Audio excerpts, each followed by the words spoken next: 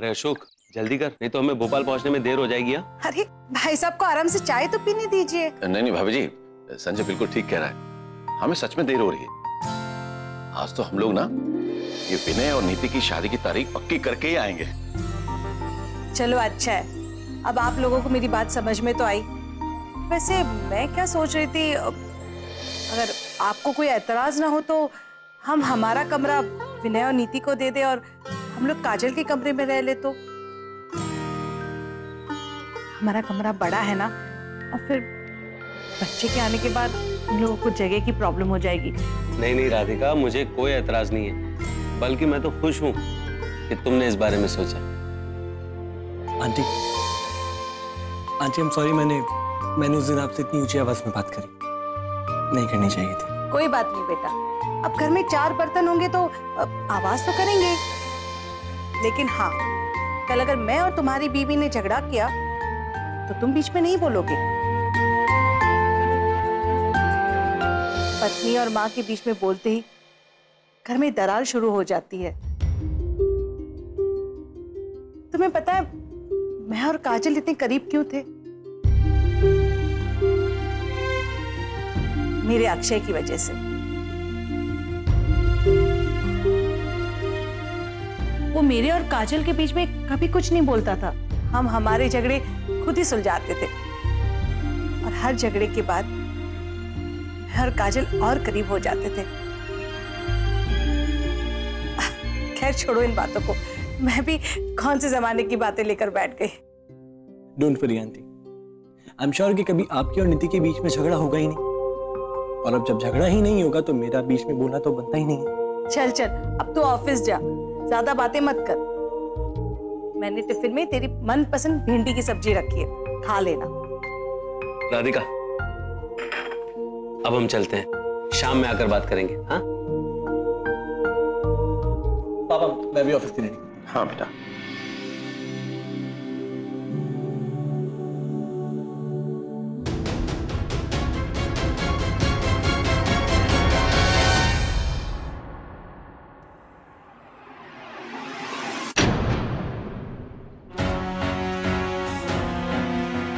Sorry दीदी। आंखें खोलकर चलना सीखो हरीश। तुम्हें याद है ना, काजल आज वो सीडी लाने जा रही है। किसी भी तरह मुझे वो वीडियो रिकॉर्डिंग चाहिए। मैं जा रहा था दीदी। मैं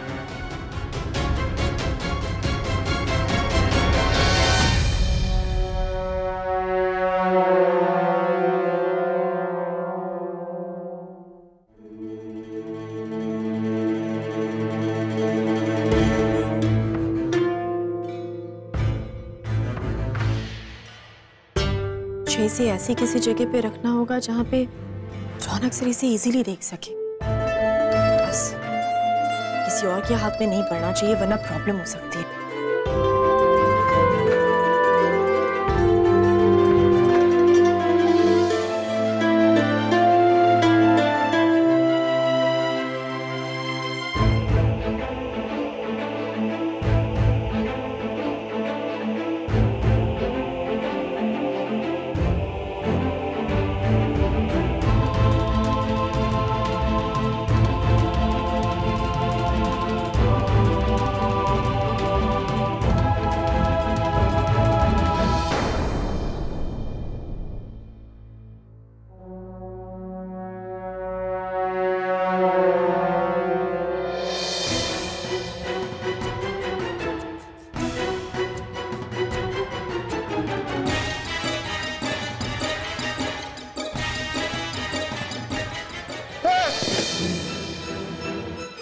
दीदी वो लगता है आज भूख कुछ ज्यादा ही लगी है तुम्हें, इसीलिए काजल का पीछा छोड़ रसोई के चक्कर लगा रहे हो तुम।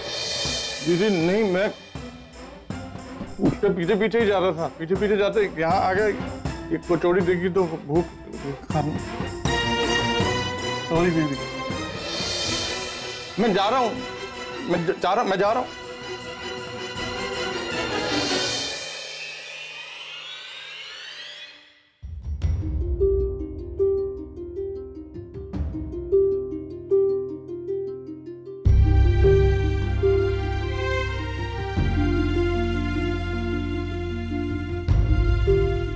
मैं आपके पास ही आ रही थी।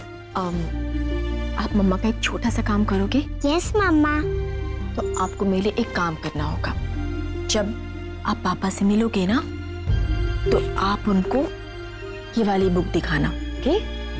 और कहना कि आप इस बुक से अपनी फेवरेट प्रिंसेस वाली स्टोरी सुनना चाहते हो, ओके? ओके मम्मा। पर मम्मा, ये आपका काम कैसे हुआ? मैं भी तो पापा की बात यही कहने जा रही थी। नहीं, जब पापा आपसे मिलेंगे ना, तब आप उनको ये कहना। Okay mamma. Good girl. अब जाओ जाकर खेल जाओ।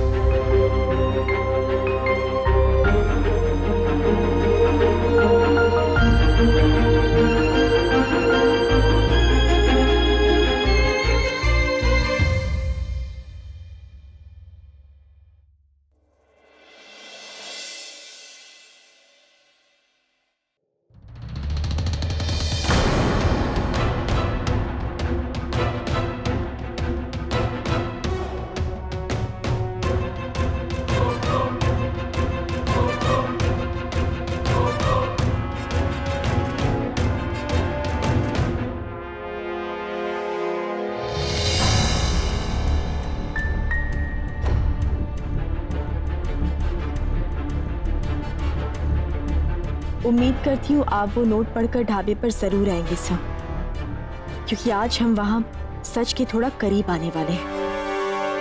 काजल, हर बार की तरह आज भी तुम वही करोगी जो तुम चाहती हो, लेकिन मैं इस मामले में पुलिस को नहीं ला सकता।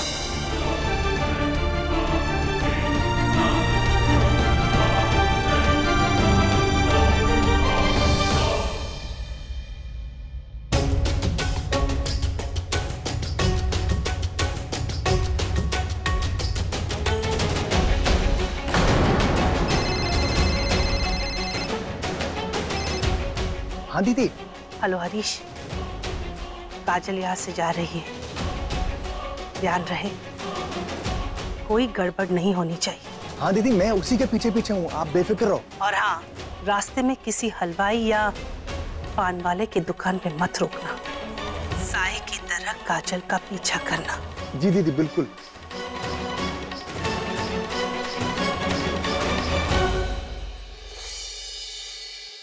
अरे रौनक बाबा, कैसे हो?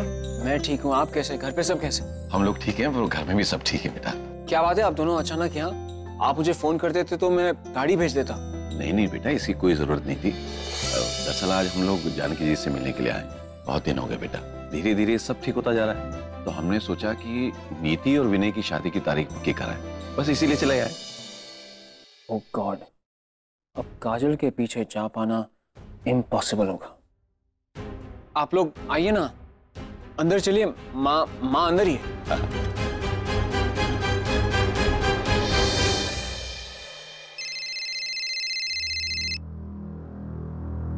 हेलो। चुपचाप मेरी बात सुन, और बीच में बोलने की जरूरत नहीं है। तुझे क्या लगता है तू बहुत स्मार्ट है, मुझे पैसे नहीं देगा और मैं मान जाऊंगा? गलतफहमी है तेरी। तेरे फोन काटने से पहले ना वो सारी फोटोज, वो सारी वीडियोस तेरे ससुराल पहुंच जाएंगी, और फिर आराम से अपने फियांसे को समझाते रहना। देख विनय, अगर तू मेरा फायदा नहीं करेगा तो तुझे मैं चैन से सांस लेने भी नहीं दूंगा। हाँ, दिमाग खराब तो नहीं हो गया? समझते क्या हो तुम अपने आप को? हाँ, रोज रोज तुमको पैसा कहाँ से, तुम्हें कहाँ से लाऊं मैं इतना पैसा? कहाँ से लाऊं, कैसे लाऊं, ये मेरी प्रॉब्लम नहीं है। बस तू इतना समझ ले, अगर मुझे पैसे नहीं मिले ना, तेरा जीना हराम कर दूंगा मैं।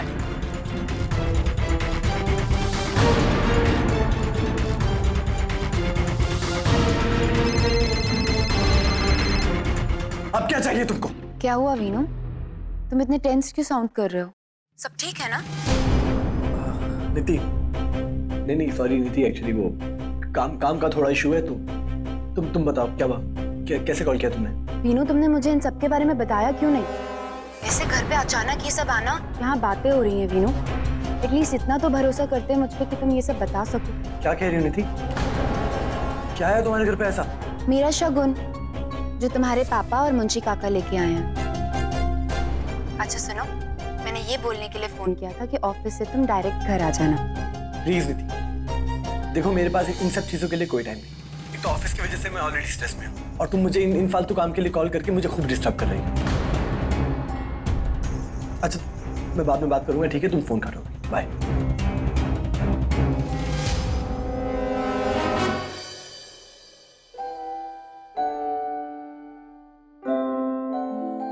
पंडित जी जी क्या आप बता सकते हैं शुभ मुहूर्त कब का निकला है? जी, पंचांग देखकर बताता हूँ।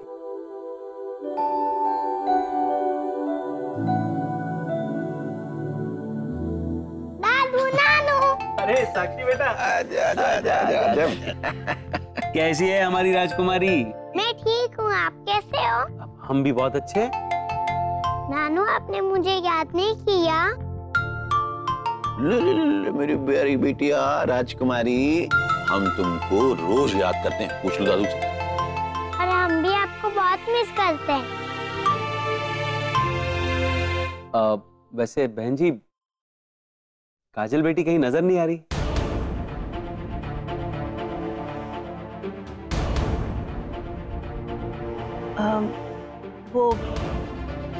वो काजल कहीं बाहर गई है भाई साहब, बस आती ही होगी।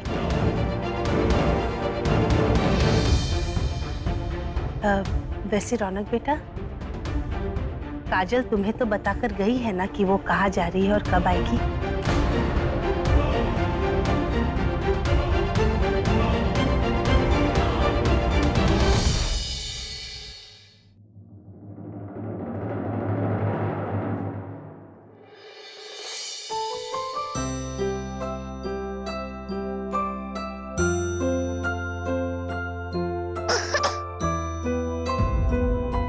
साक्षी बेटा आराम से, ऐसे दौड़कर खेला नहीं करते। तुम्हारी तबीयत अभी पूरी तरह से ठीक नहीं हुई है बेटा। आजा बैठ, मैं तुझे पानी पिलाता हूँ। थोड़ा पानी पी ले।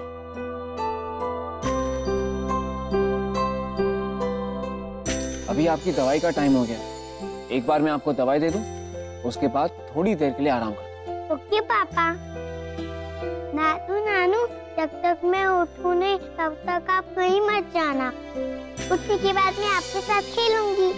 जरूर खेलेंगे बेटा, लेकिन अभी तुम सो जाओ। चल। Very good. माँ, मैं साक्षी को सुला कर आता हूँ। हाँ ठीक है रौनक।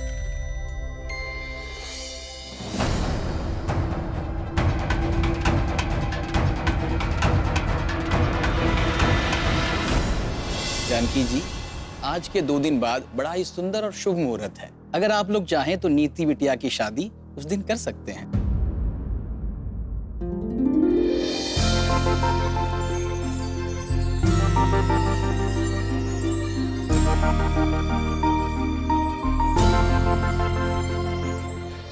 देखिए बहन जी, धूमधाम से शादी करने का कोई मतलब नहीं बनता। पंडित जी ठीक कह रहे हैं कि 2 दिन बाद शुभ मुहूर्त है, तो इन बच्चों की शादी मंदिर में करवा देते हैं। वैसे भी शादी में फेरे और बड़ों का आशीर्वाद ही अहमियत रखता है। वैसे भी शोर शराबे की क्या जरूरत है? बहन जी, जैसा आप ठीक समझे भाई साहब। मैं अभी सबका मुंह मीठा करवाती हूँ।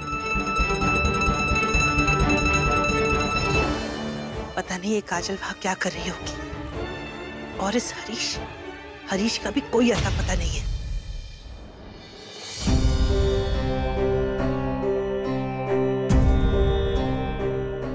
तो ठीक है बहन जी, अब हम भी चलते हैं।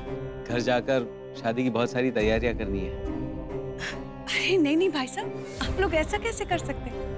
थोड़ी देर रुकिए ना, अभी बस देखिए काजल आती ही होगी, उससे मिलकर जाएंगे। अच्छा ठीक है, थोड़ी देर रुक जाते हैं। अब बहन जी, तब तक अगर हो सके तो रौनक बाबा को बुलवा लीजिए ना, हमें जरा बात करनी है। हाँ भाई साहब, आप लोग बैठिए, मैं रौनक को बुला कर लाती हूँ। विधि, जाओ और सबके खाने की तैयारी करो। इतना शुभ मौका है, दावत तो बनती है ना भाई साहब?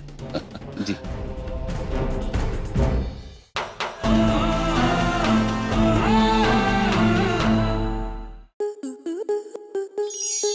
स्टार प्लस के YouTube पेज पर आने के लिए आपका धन्यवाद।